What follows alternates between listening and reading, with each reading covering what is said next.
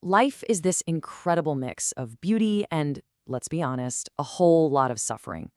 It's the kind of thing that can leave you staring at the ceiling at 3 a.m., just wondering, what is this all for?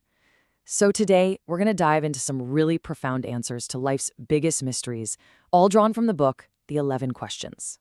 To really get to the heart of this, the author, Dr. Mark Pitstick, tells the story from his time as a respiratory therapist, and it just cuts right through you. There was a 2-year-old boy named Stevie, a frequent patient with injuries that just seemed suspicious. One day, he was rushed into the ER. His mother's boyfriend had given him a bath in scalding hot water. He didn't make it. The story ends with just those 3 gut-wrenching words. Now, Stevie's story it's just heart-wrenching, an extreme example, for sure. But this list, we all know this list, don't we? We see it on the news every single day. We feel it in our own lives, the pain, the loss, the feeling of injustice. It's this shared human experience that really forces us to dig deeper and look for meaning. And really, all of that pain, all of that confusion, it just boils down to this one big, haunting question. When you're faced with so much chaos, so much suffering, how do you make any sense of it? What in the world is going on? For a lot of us, the old traditional answers just don't quite cut it anymore. We're living in this wild, unprecedented time, and we're starting to look for a new kind of understanding, one that actually fits the world we're living in today. Okay, so look at this contrast here. It's fascinating. On one side, you've got these teachings that are thousands of years old. They can be beautiful, absolutely. But let's face it, they can also get twisted over time, mistranslated, sometimes even used for control. But on the other side, we have this 21st century approach where evidence, clinical, scientific, personal, can be shared instantly. And it's creating this amazing merger of 2 things that once seemed totally separate, science and spirituality. So, this new way of thinking lets us tackle those huge questions with a totally fresh perspective.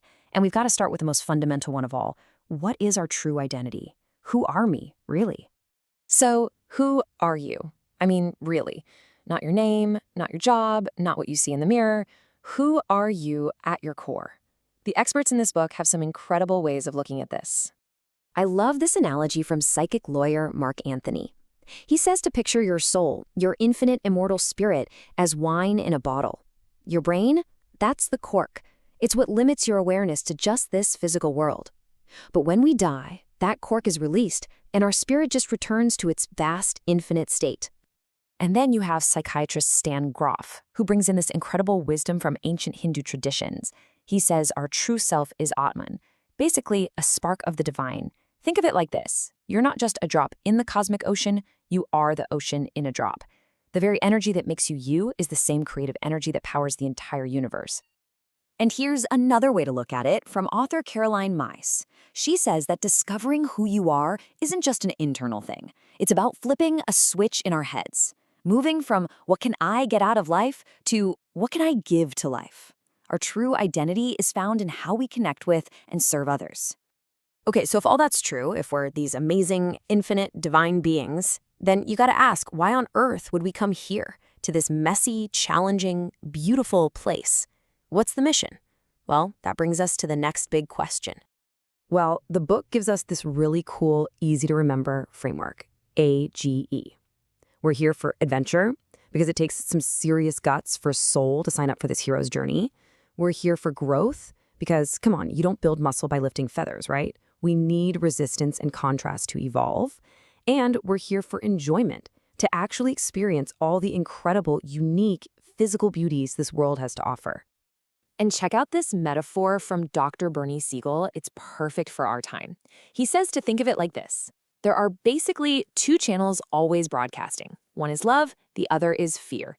Your mind, that's the remote. You get to choose which channel you tune into. And your life, your body, your experiences, that's just the TV screen showing you what you've selected. And this right here, this is a game changer. The idea that life isn't just happening to you. This perspective says we are active co-creators. We choose it all. The family, the friends, even the enemies. We set up all the details of our own personal school so we can learn the exact lessons we came here to learn. Which, of course, brings us to the biggest question of all, the one that hangs over everything. If life is a temporary school, what happens when class is dismissed? What happens after we die? And let's be real, the fear of not knowing what happens next, it can be absolutely terrifying. But the thing is, modern accounts, especially from people who've had near-death experiences, they paint a picture that is anything but scary. But listen to this from Anita Moorjani, who actually had a profound near-death experience. She offers something so comforting.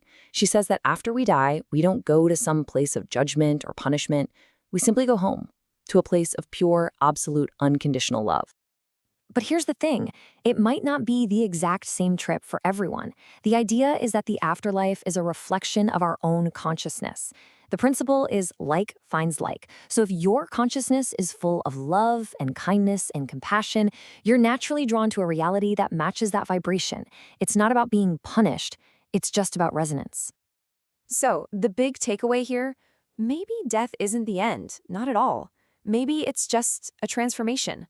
Stan Groff encourages us to see it not as having your light switched off, but as the start of a fantastic new journey, a continuation of the adventure. Okay, so that's all fascinating stuff, right? But what's the point?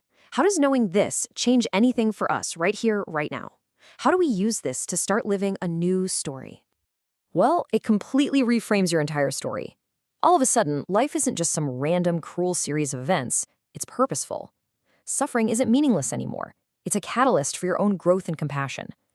You're not just this fragile body. You are an eternal being on a heroic adventure. And nothing you've ever experienced is lost.